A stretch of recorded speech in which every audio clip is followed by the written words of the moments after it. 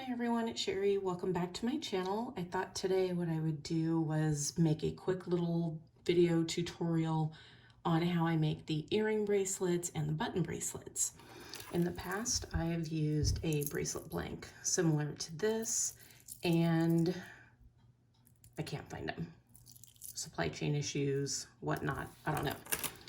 I have also used this type in the past with these little pads. I also cannot get these. So what I'm going to do is show you what I've had to do since I had to pivot in order to get these bracelets made. And what I've done is I've purchased these two different types of connectors, and I'm going to hook them together with these little figure 8 connectors. I don't know if you can see that, it's awfully tiny. Next, what I would do would be to take one of the connectors and my earrings. And I have a different selection of things to choose from here. I'm going to use these. On this red one, I've already taken it partially apart. I'm going to take the rest of that off. And then on this one, I'll probably take the whole pad off so it can be reused for another purpose later. On the pierced earring, I'm going to snip the post off the back, and then if the pad is able to come off, I'll take that off as well.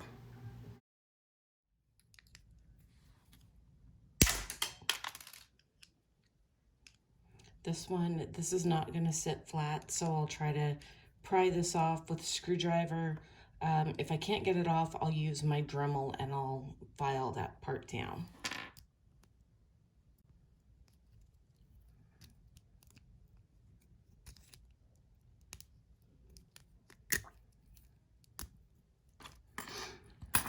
This type, once I have it taken apart, you'll see there's some wires sticking up. Sometimes you'll just have to trim those back to make sure that everything sits flat. The next step is E6000. It comes in the big tubes. I find that it dries out before I can use it, so I get the pack that has like maybe 5 or 6 of these little tubes in it. It's a lot more cost effective for me to do it that way because I don't waste as much product. So then I just put a nice big glob on there. Glob is a technical term in case you didn't know. I usually squish it really good, and the E6000 comes out the back. That's how I know I have a good contact with the back part. Once that is all dry and I have all my pieces put together, like this bracelet is going to be a combination of black, gold, and red. Once I get all the earrings glued to the connector piece, I will connect them with these little guys. And then once that's done, then all I have to do is put the clasp on it. So I'll show you with the pierced earring. You just get your snips. I like these, they're cobalt. I bought these at Lowe's. It's really sturdy. I think it's better than some of the jewelry making ones that you get at Hobby Lobby or Michael's. I just feel like this is a more sturdy product. I'm going to show you another type of earring back. This one's going to work really well. It's almost like the connectors. It's going to be nice and flat, so it's just a matter of getting this part off. What I would normally do is first I would take some pliers, bend that up out of my way. Then I'm able to get in with the nippers and cut it off. And then I just have this little tail. So what I'll try to do is get in here, not crush the beads, and just kind of bend that down a little bit.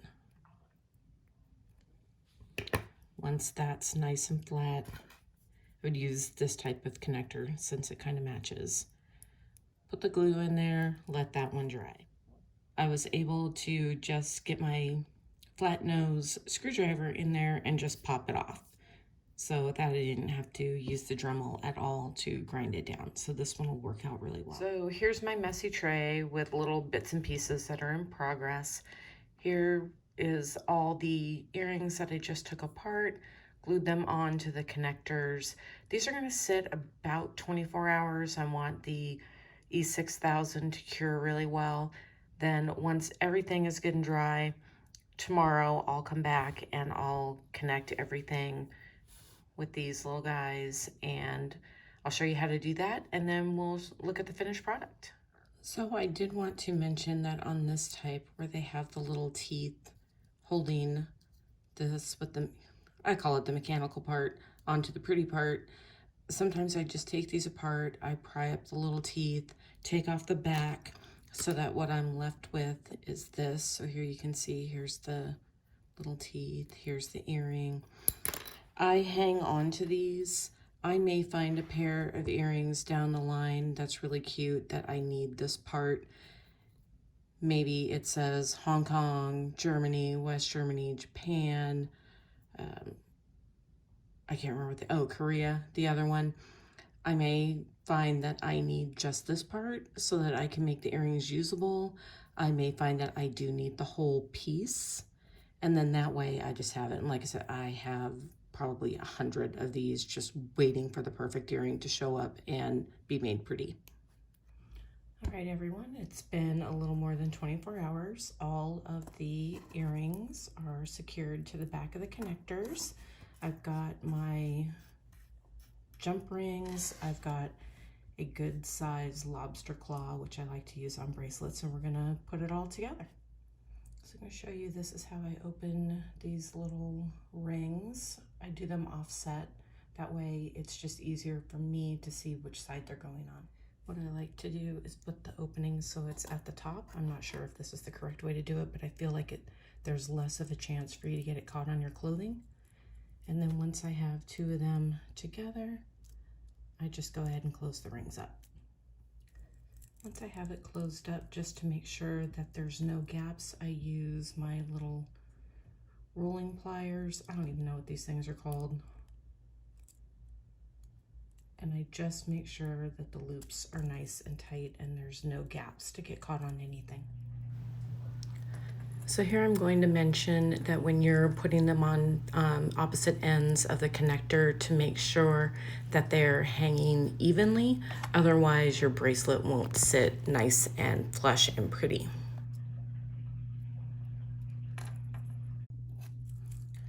Once you have the whole bracelet put together, and I've done it this way aesthetically, I like whatever tends to be the smallest piece at the end. I just think it looks better, it looks more put together and cohesive.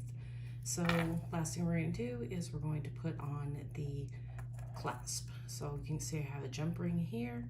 We're going to close that up, and then on the other end we're going to put on our lobster. And then now that the lobster claw is on, you can see here's the finished bracelet. If somebody did need me to make it smaller, I could probably replace one of these connectors or rings with something different to make it smaller. If someone needed it larger, I could always add something on there. Usually I get these about 7.5 inches, and that's the finished product.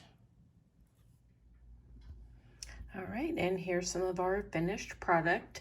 As you can see, sometimes I alternate the earrings. Sometimes I put the like items together in the middle. It's just aesthetically how I thought it looked the best for that particular mix of earrings.